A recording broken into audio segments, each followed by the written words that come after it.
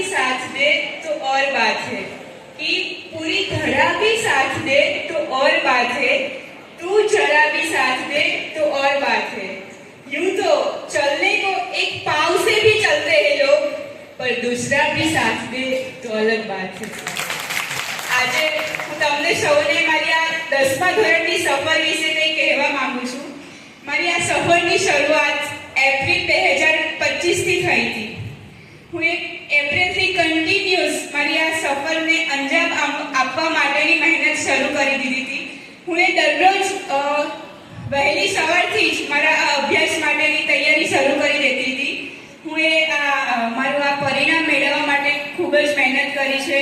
હું એ દરેક વિષયના લગભગ 15 થી 20 પેપરની પ્રેક્ટિસ કરી છે। એનાથી મારો કોન્ફિડન્સ વધ્યો કે હું બોર્ડ એક્ઝામમાં 3 કલાકમાં મારું શ્રેષ્ઠ લખી શકીશ। આના માટે હું એ ટીવી પણ છોડી દીધી હતી।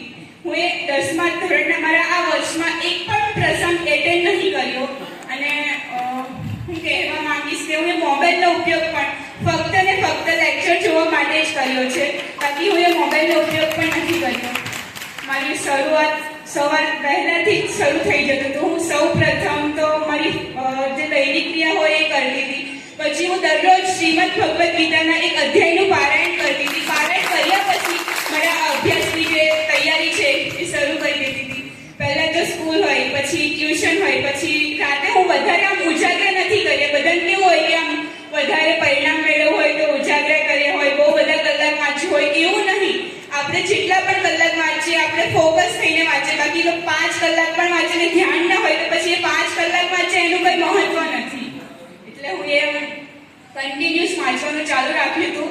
એક પણ દિવસ એવો નહોતો કે હું એ વાંચ્યું ના હોય।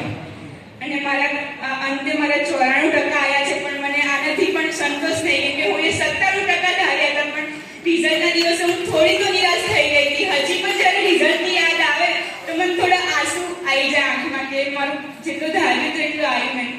અને મારા તમને બધાને સાંભળીને થોડો આંચકો લાગશે આમ કે મારા 94 પણ 66% જેટલું હોય। હું 11-12માં આર્ટ્સ સ્ટ્રીમમાં એડમિશન લીધું છે અને મારું સપનું છે IAS ઓફિસર બનવાનું।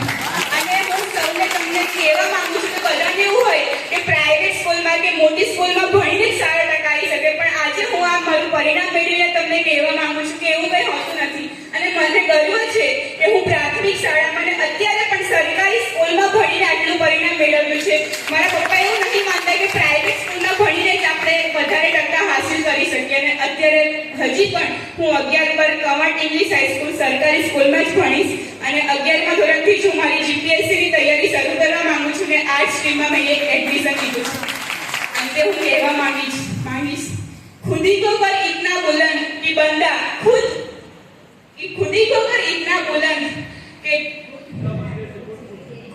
खुदा आके बंदे से पूछे कि बता तेरी रजा क्या है। Thank you so much.